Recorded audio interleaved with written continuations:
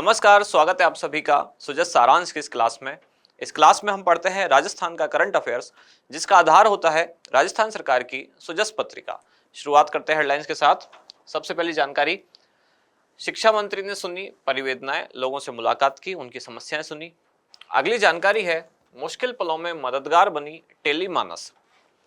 ये दरअसल एक नई परामर्श सेवा है, जिसमें क्या होता है कि अगर कोई व्यक्ति मानसिक अवसाद से ग्रस्त है, आत्महत्या जैसे विचार उसको आ रहे हैं, इसके लिए राजस्थान सरकार के चिकित्सा एवं स्वास्थ्य विभाग ने एक नंबर जारी किया है, टोल फ्री नंबर।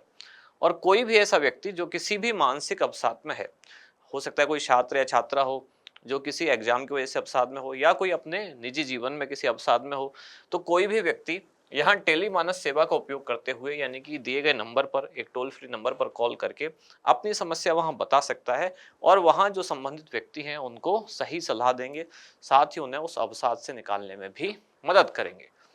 इसके बाद आगे है, कृषि योजनाओं का लाभ सभी किसानों तक पहुंचाना सुनिश्चित करें। कृषि मंत्रालय द्वारा जो योजनाएं चलाई जा रही हैं, रात्रि चौपाल, जहां अलग अलग जो जिलाधिकारी, जिला कलेक्टर हैं, उन्होंने रात्रि चौपाल का आयोजन किया।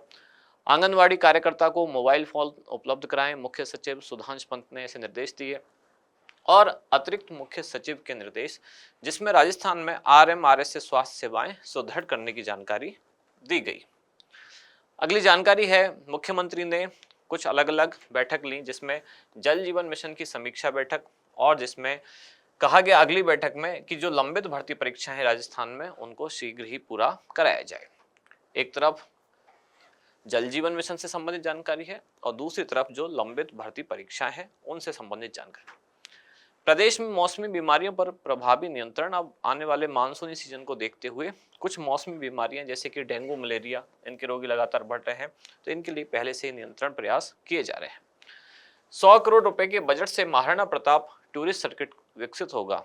राजस्थान में महाराणा प्रताप से जुड़े हुए जो स्थान हैं, जैसे कौन कौन से, चावंड, हल्दी घाटी, गोगुंदा, कुंभलगढ़, देवेर, उदयपुर और आसपास के जो क्षेत्र हैं, उन सबको विकसित किया जाएगा। इसके लिए 100 करोड़ रुपए दिए जा रहे हैं और एक टूरिस्ट सर्किट बनाया जाएगा। ज्यादा से ज्यादा पर्यटक यहाँ आए, उससे दो फायदे होंगे। सबसे पहले तो महाराणा प्रताप की जो विचारधारा, उनके जो विचार, उनके जो संस्कार हैं, नई पीढ़ी उनको जाने, बाकी पूरी दुनिया भी जाने। साथ ही साथ टूरिस्ट जब यहाँ आएंगे तो राजस्थान की अर्थव्यवस्था को भी उससे मदद मिलेगी। अगली जानकारी, प्रदेश भर में मिलावटी मसालों पर कार्यवाही, 12,000 किलो से अधिक मसाले सीज किए गए। प्रमुख शासन सचिव ने अधिकारियों को आवश्यक दिशा निर्देश दिए। यहाँ कुल अलग अलग योजना है, जैसे एक है आत्मनिर्भरता के लिए स्वनिधि, यह है प्रधानमंत्री स्वनिधि योजना। आज इस योजना को जानेंगे। 3 मुख्य जानकारी आज की न्यूज में है, कौन कौन सी। सबसे पहले है टेलीमानस परामर्श सेवा, दूसरी है महाराणा प्रताप टूरिस्ट सर्किट, और तीसरी है प्रधानमंत्री स्वनिधि योजना। शुरुआत करते हैं टेलीमानस परामर्श सेवा। सबसे पहले सवाल यही है कि इस योजना का संचालक या इस सेवा का संचालक कौन है। इसका संचालक है राजस्थान सरकार का चिकित्सा एवं स्वास्थ्य विभाग। ये सेवा है क्या? ये दरअसल एक टोल फ्री नंबर है। इस नंबर पर कोई भी व्यक्ति कॉल कर सकता है। किन के लिए है? ये उन लोगों के लिए है जो किसी मानसिक अवसाद से ग्रस्त है। सरकार का या इस विभाग का उद्देश्य है ऐसे लोगों का जीवन बचाना जो मानसिक अवसाद से ग्रस्त है, और न केवल जीवन बचाना बल्कि बाद में भी उनसे लगातार कांटेक्ट रख के उनको उस अवसाद से भी बाहर लाना। इसके लिए राजस्थान सरकार के चिकित्सा विभाग ने एक सेवा शुरू की, जिसका नाम है टेलीमानस परामर्श सेवा। क्या है सेवा? तो कुल मिलाकर ये एक टोल फ्री नंबर है, जिस पर फोन कर सकते हैं वो लोग जो मानसिक रूप से किसी अवसाद से ग्रसित हैं। इसके बाद है महाराणा प्रताप टूरिस्ट सर्किट।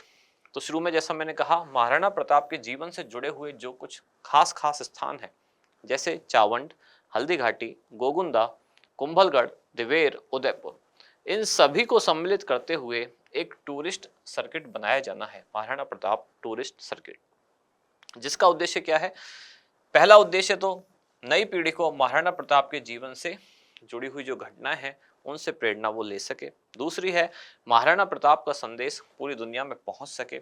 और इसमें एक साथ में अपने आप ही एक चीज जो सेकेंडरी है वो क्या है कि राजस्थान की अर्थव्यवस्था को भी इससे मदद मिल सकेगी। ज्यादा से ज्यादा जब पर्यटक आएंगे तो सीधी सी बात है पूरे क्षेत्र की अर्थव्यवस्था को भी गति मिलेगी। अगली जानकारी है प्रधानमंत्री स्वनिधि योजना। सबसे पहले तो जो स्वनिधि है इसका पूरा नाम क्या है? स्वनिधि का मतलब है पीएम यानी कि प्रधानमंत्री, स्वनिधि यानी कि स्ट्रीट वेंडर्स आत्मनिर्भर निधि।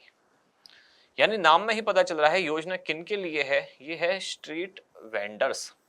क्या होते हैं स्ट्रीट वेंडर्स? वेंडर्स किसको देखते हैं? आपने बहुत जगह लिखा हुआ देखा होगा, नो वेंडिंग जोन। कई बार शहरों में कहीं कहीं एक बोर्ड लगा होता है नो वेंडिंग जोन। क्या होता है वेंडिंग या वेंडर्स? तो वो लोग जो सड़क के किनारे, फुटपाथ के आसपास अपना सामान बेचते हैं, रेहड़ी लगाते हैं या ठेला लगाते हैं, ये सब कहलाते हैं वेंडर्स। अब जो गलियों में सामान बेच रहे हैं, सड़क के किनारे सामान बेच रहे हैं, कोविड-19 महामारी के कारण क्या हुआ था, इनका बहुत ज्यादा नुकसान हुआ। जैसे ही लॉकडाउन हुआ तो इनके जो भी छोटे मोटे बिजनेस थे, कारोबार थे, वो सब हो गए बंद। अब इनको वापस सहायता देने के लिए सरकार ने एक कार्यक्रम शुरू किया कि कोविड-19 महामारी से जो प्रभावित हुए स्ट्रीट वेंडर्स हैं, उनका व्यवसाय वो फिर से शुरू कर सकें, इनके लिए उनको ऋण प्रदान किया जाता है। इसके लिए योजना शुरू की गई जिसका नाम है प्रधानमंत्री स्वनिधि योजना। योजना शुरू हुई कब? 1 जून 2020 को। योजना कौन सा मंत्रालय संचालित करता है? भारत सरकार का आवासन और शहरी कार्य मंत्रालय इस योजना का संचालन करता है। योजना का विवरण यानी कि इसमें सुविधा क्या है और कितनी दी जाती है, तो इसमें बिना किसी गारंटी के 10,000 रुपए का एक ऋण प्रदान किया जाता है। जो स्ट्रीट वेंडर्स हैं, रेहड़ी वाले हैं, ठेले वाले हैं, उनको बिना किसी गारंटी के 10,000 रुपए का ऋण प्रदान किया जाता है और ये ऋण होगा 1 वर्ष की अवधि के लिए, जिससे कोई ब्याज यानी कि कोई गारंटी उसके लिए नहीं होगी। पहले कोई गारंटी नहीं रखी जाएगी, सीधा उनको ऋण दे दिया जाएगा। यदि वे व्यक्ति 1 वर्ष के भीतर 10,000 रुपए उनको जो दिए गए थे वापस लौटा देते हैं, यानी समय पर अगर ऋण का पुनर्भुगतान कर देते हैं, तो इनको आगे 20,000 रुपए ऋण भी दिया जा सकता है। यदि इसका भी समय पर भुगतान कर देते हैं तो फिर इनको आगे तीसरी किस्त के रूप में 50,000 रुपए तक की तीसरी किस्त की भी राशि ऋण के रूप में दी जा सकती है। आज का अभ्यास प्रश्न, टेलीमानस सेवा का उद्देश्य निम्नलिखित में से कौन सा है? आपके ऑप्शन है दूर दराज के क्षेत्रों में संचार व्यवस्था स्थापित करना, मानसिक अवसाद से ग्रस्त लोगों की सहायता करना, ऑनलाइन दवाइयां उपलब्ध कराना, या फिर सामाजिक सौहार्द बढ़ाने हेतु लोगों को एक दूसरे से ऑनलाइन माध्यमों से जोड़ना।